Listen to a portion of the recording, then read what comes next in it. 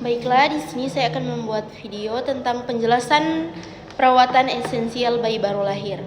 Perkenalkan, nama saya Nur Humaira Amba, kelas 2C.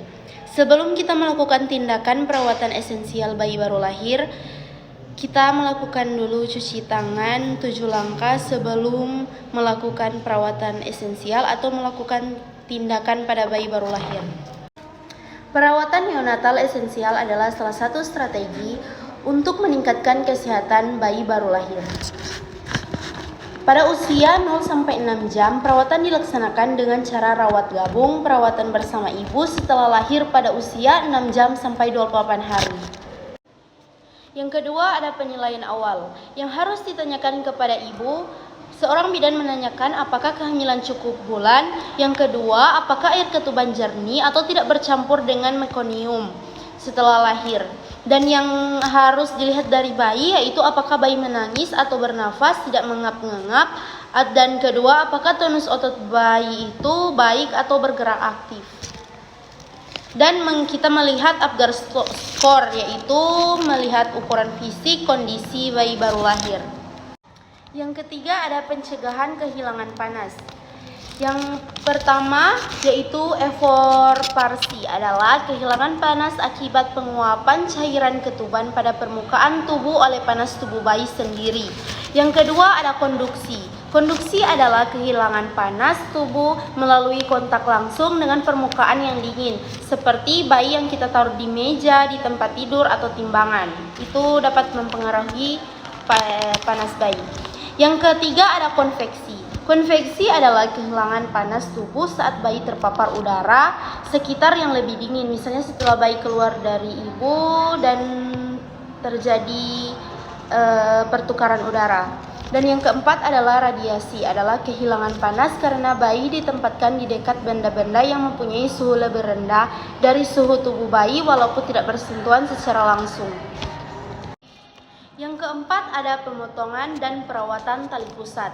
Yang pertama, memotong dan mengikat tali pusat, yaitu yang pertama klem. Yang kedua, lakukan penjepitan ke satu tali pusat dengan klem logam DTT 3 cm dari dinding perut pangkal pusat bayi. Yang ketiga, pegang tali pusat di antara kedua klem tersebut. Dan keempat, ikat tali pusat dengan benang DTT atau steril pada satu sisi, kemudian melingkarkan kembali benang tersebut dan mengikatnya dengan simpul kunci pada sisi larinya. Dan yang kelima, lepaskan klem logam penjepit tali pusat dan masukkan ke dalam larutan klorin 0,5% dan letakkan bayi tengkurap di dada untuk upaya inisiasi menyusui dini. Yang kelima, ada inisiasi menyusui dini atau IMD. Prinsip pemberian ASI adalah dimulai sedini mungkin, eksklusif selama 6 bulan, diteruskan sampai 2 tahun dengan makanan pendamping ASI sejak usia 6 bulan. Pemberian ASI juga meningkatkan ikatan kasih sayang ibu, memberikan nutrisi terbaik ASU dan melatih refleks dan motorik bayi atau ASAH. Langkah inisiasi menyusui dini dalam asuhan bayi baru lahir. Langkah pertama, lahirkan, lakukan penilaian pada bayi dan keringkan. Langkah 2, lakukan kontak kulit ibu dengan kulit bayi selama paling sedikit 1 jam. Dan yang ketiga, yaitu biarkan bayi mencari dan menemukan puting ibu dan mulai menyusu. Yang keenam, ada pencegahan perdarahan. Sistem pembekuan darah pada bayi baru lahir belum sempurna, tergantung apakah bayi tersebut mendapatkan ASI atau susu formula atau usia kehamilan dan berat badan pada saat lahir.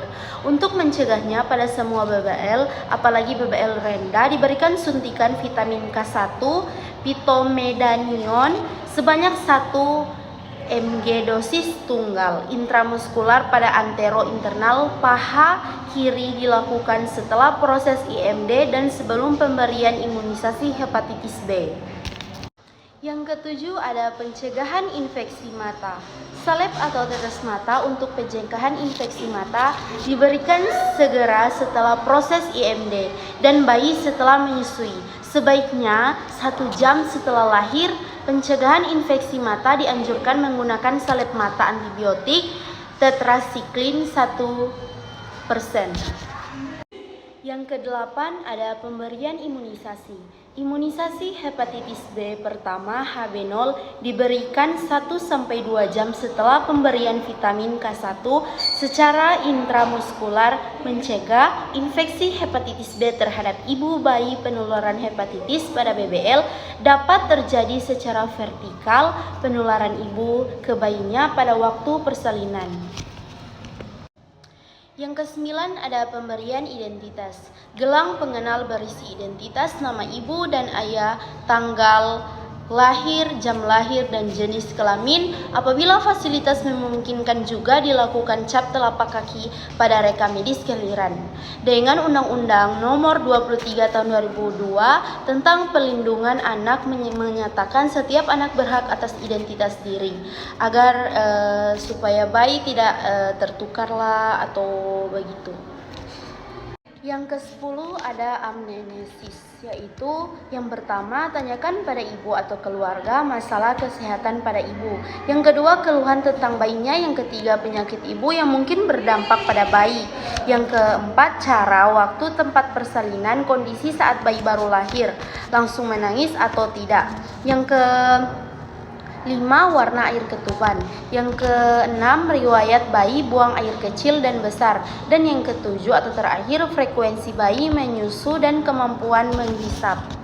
Yang ke-11 ada pemeriksaan fisik, yaitu dilakukan dalam keadaan bayi tenang atau tidak menangis. Pemeriksaan fisik yang dilakukan yang pertama lihat postur, tonus, dan aktivitas. Yang kedua lihat kulit. Yang ketiga kulit pernapasan dan lihat tangan, dinding, dada ke dalam ketika bayi sedang tidak menangis.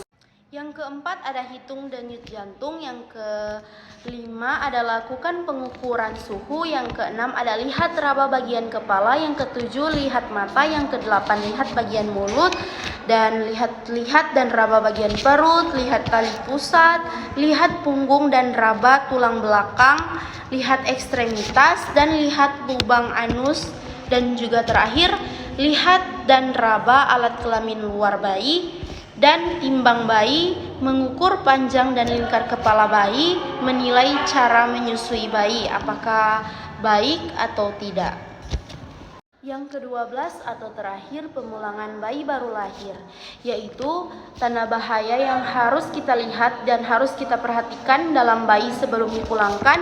Yang pertama tidak mau minum atau memuntahkan semua, atau kejang atau bergerak hanya jika dirangsang, atau nafas dapat lebih dari 60 per menit, atau nafas lambat kurang dari 30 per menit, atau tarikan dinding dada ke dalam yang sangat kuat atau merintih, atau teraba demam, suhu aksila lebih dari 37 derajat 5 Celcius, atau teraba dingin, suhu aksila kurang dari 36 derajat Celcius, nanah yang banyak di mata, atau pusar kemerahan meluas ke dinding perut atau diare, atau tempat kuning pada telapak tangan dan kaki. Sekian presentasi secara singkat dari perawatan esensial bayi baru lahir.